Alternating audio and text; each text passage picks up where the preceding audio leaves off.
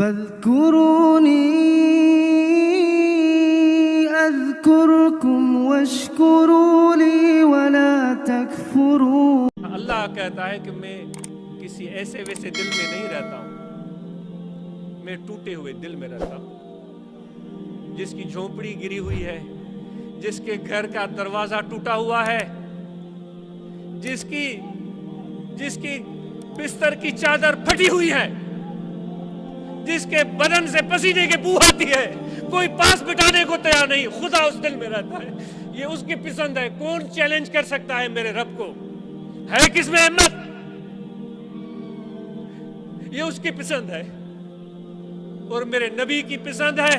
اے میرے پروردگار مجھے مسکین بنا دے. اللہم احینی مسکینا.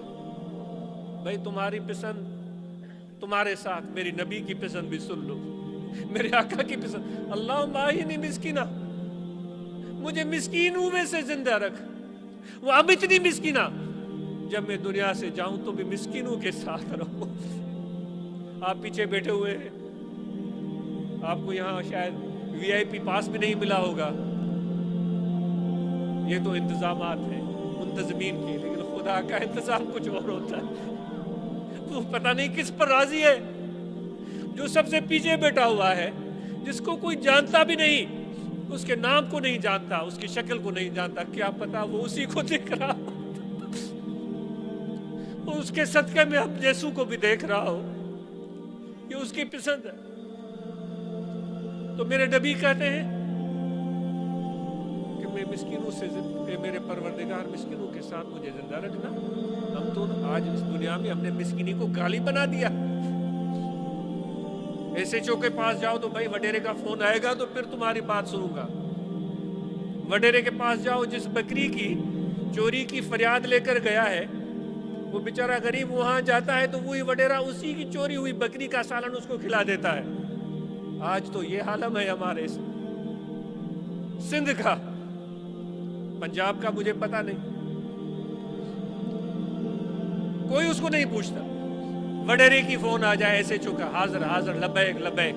غریب کو کوئی نہیں پوچھتا. غمگین نہ ہو، غمگین نہ ہو. 39 راتیں چور کی ہوتی ہیں، ایک رات ہو کر رہے گی آپ کی.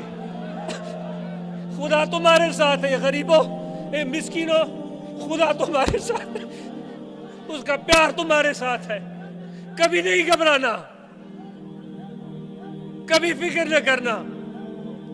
بس میرے نبی کے ورثے میں ہاتھ ڈال کے رکھنا. میرے نبی نے تمہارے لیے ورثہ چھوڑا ہے. وہ علم ہے، وہ علم ہے، وہ علم ہے. کبھی بھی اپنے بچوں کو اس علم سے محروم نہ کرنا. کوئی وڈیرا، کوئی زمیندار، کوئی ایسے جو تمہارا بال بھی کا نہیں کر سکتا.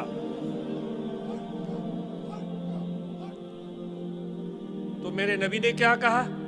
اے پروردگار مجھے مسکینوں کے ساتھ زندہ رکھنا، مجھے وفات کے وقت میں مجھے مسکینوں میں اور قیامت کے دن بھی مجھے مسکینوں کی جماعت میں رکھنا.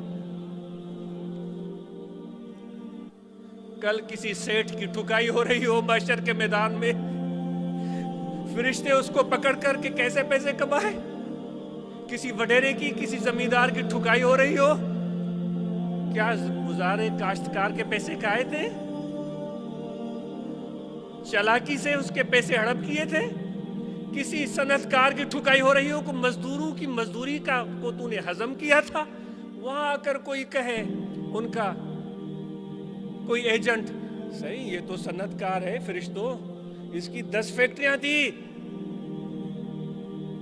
یہ زمیندار ہے، اس کو تو اتنے مربے تھے.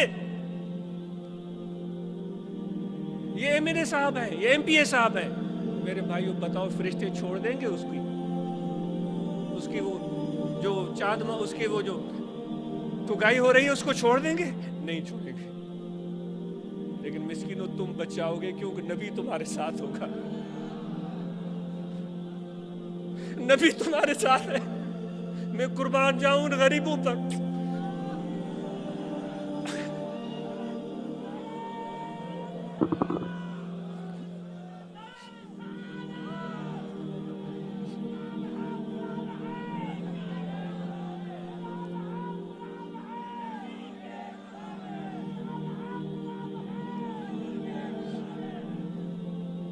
حضور نے فرمایا کہ میں غریبوں کی جماعت میں رہوں گا.